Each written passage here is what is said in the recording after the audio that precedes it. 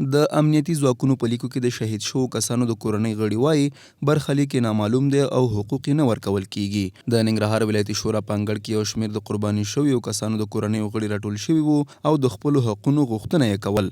دوی وایي د کورنۍ غړو یې د هیواد او نظام د جوړښت لپاره قربانۍ ورکړي خو لا هم خپل حق ورته نه رسیږي.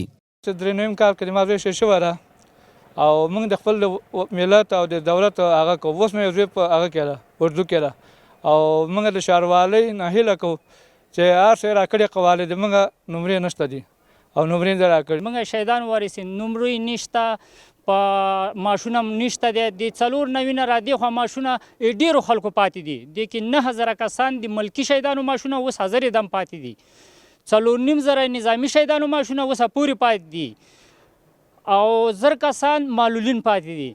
نو همدغه د ولس همدغه خلک د همدغه ولس د همدې خاورې دپاره د خلکو قرباني ورکړي ښه چې دغه 2 کاله 3 کاله ته د شهید ماش سار شي نو دا خلک به څه کوي.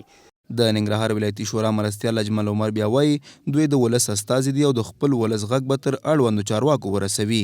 نوموړي همداراز پر اړوندو ادارو غږ وکړ چې د یادو خلکو حقونو ته د ځانګړې پاملرنه وکړي.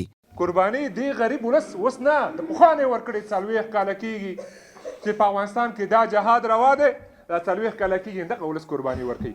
په کور و کلي کې لاړ شئ وګورئ که نه په کور و کلي کې لاړ شئ وګورئ چې تا ته د تجار تا ته د رئیس تا ته د والي تا ته د پلانکي وکیل زوی ښکاري که نه ښکاري چې قرباني ورکړي که نه دا قرباني صرف او صرف تاسو دپاره ده.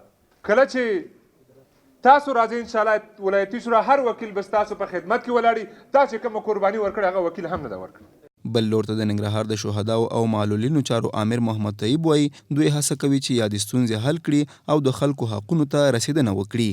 دغه وزارت یو ځل بیا خپل فعالیتونه شروع کړي دي او ډیر زر به هغه معلولین او د شهیدانو ورثه چې په دې کال کې د حقوقو څخه باقی مانده دي او یا په 13 کال کې د حقوقو څخه باقی مانده دي د نوي کال په پیل کې د بودیجې د پاس کېدو نه وروسته به انشاءالله دغه ټول مشکلات حل فصل شي. ننګرهار کې د شهید شویو کسانو د کورنۍ غړي وایي دا یې لومړی ځل نه دی چې د خپلو حقونو په پار راټولیږي بلکې له دې وړاندې هم په ځلونو راټول شوي وو او ان تر مرکزي حکومت یې خپلې ستونزې رسولې خو چا ورته پاملرنه نه ده کړې.